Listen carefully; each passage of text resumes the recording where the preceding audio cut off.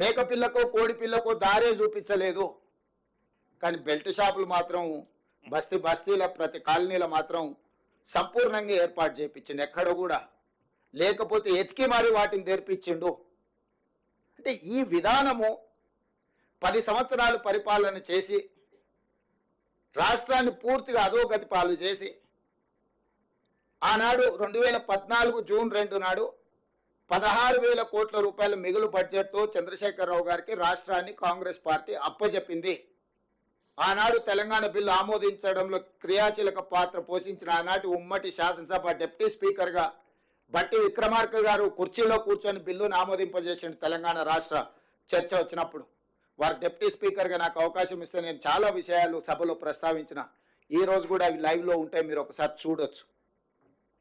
So ఆనాడు కేశవరావు గారు కానీ వీళ్ళందరూ ఒక సామాజిక బాధ్యతగా ఆలోచన చేసి ఖచ్చితంగా తెలంగాణ రాష్ట్రం రావాలి అని పార్టీ విధానాలు కొంత ఆలస్యం అయితే కూడా వాళ్ళు ఒత్తిడి తీసుకొచ్చి రాష్ట్రాన్ని సాధించిండ్రు. రాష్ట్రాన్ని సాధించడమే కాకుండా మిగులు రాష్ట్రంగా 16,000 కోట్ల రూపాయల మిగులు బడ్జెట్తో మీకు రాష్ట్రాన్ని అప్పచెప్పడం జరిగింది. 60 సంవత్సరాలు పరిపాలించిన కాంగ్రెస్ పార్టీ 16,000 కోట్ల రూపాయల మిగులు బడ్జెట్తో చంద్రశేఖరరావు గారికి తెలంగాణ రాష్ట్రాన్ని అప్పచెప్తే సరిగ్గా 10 సంవత్సరాలల్లా ఇదే చంద్రశేఖరరావు గారు 7 లక్షల కోట్ల రూపాయలు అప్పు చేసి తిరిగి మాకు రాష్ట్రాన్ని అప్పచెప్పిండు. 1000 ఎకరాల భూములను అమ్మేసిండు. ఈ అప్పులే కాదు, లక్షల ఎకరాల పేదవాళ్ళ భూములను వారు గుంజుకున్నారు.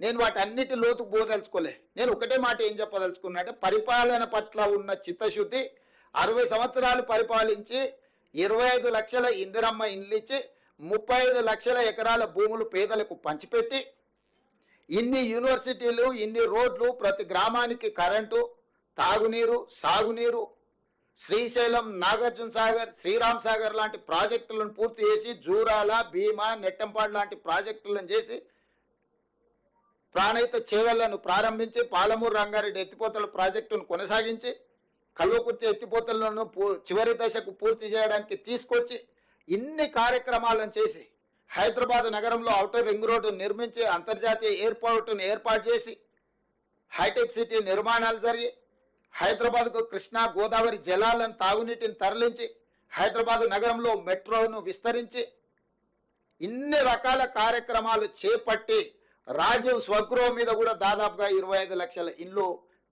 పట్టణ ప్రాంతాలలో ఉన్న వాళ్ళకు కూడా కేటాయించడం జరిగింది.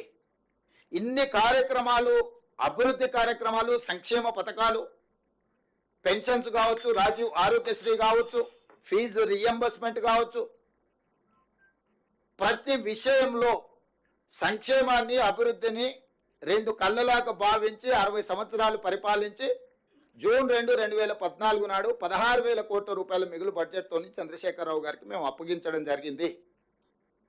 సరిగ్గా 10 ఏళ్లలో రాష్ట్రాన్ని ఆర్థిక సంక్షోభంలోకి నెట్టేసి 7 లక్షల కోట్ల రూపాయల అప్పు చేసి అప్పు మిత్తి చెల్లించడానికి మళ్ళీ అప్పు చేసే పరిస్థితి కల్పించి మా చేతికి రాష్ట్రాన్ని అప్పచెప్తే వాస్తవాలను గ్రహించి శాసనసభలోనే ఆర్థిక మంత్రి గారు, ఉప ముఖ్యమంత్రి గారు వైట్ పేపర్స్ ప్రవేశపెట్టి అక్కడి నుంచి ప్రయాణం మొదలుపెట్టి ఒక్కటొక్కటిగా సర్దిద్దుకుంటూ జరిగిన తప్పిదాలను సవరించుకుంటూ ఎవరి మీదనో ఆరోపణలు చేసుకుంటూ ఎవరినో నిందించుకుంటూ కాలం గడపకుండా ఒక మంచి పరిపాలన విధానంతో ఒకటొక్కటిగా పరిష్కరించుకుంటూ మేము ముందుకు వస్తున్నాము.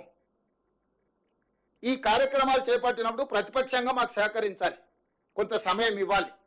ఎక్కడైనా ఏదైనా వాళ్ళకి ఇంతకంటే బాగా పనిచేయడానికి అవకాశం ఉందన్నప్పుడు సూచన చేయాలి. ప్రభుత్వానికి వచ్చి రిప్రజెంటేషన్స్ ఇవ్వాలి. గతంలో రాజశేఖర రెడ్డి గారికి, చంద్రబాబు నాయుడు గారికి కుదిరినా కుదరకపోయినా చంద్రబాబు నాయుడు గారు ముఖ్యమంత్రిగా ఉన్నప్పుడు రాజశేఖర రెడ్డి గారు ప్రజల తరఫున రిప్రజెంటేషన్స్ ముఖ్యమంత్రి గారికి వెళ్ళి ఇచ్చి విషయాలు చర్చించేవాడు.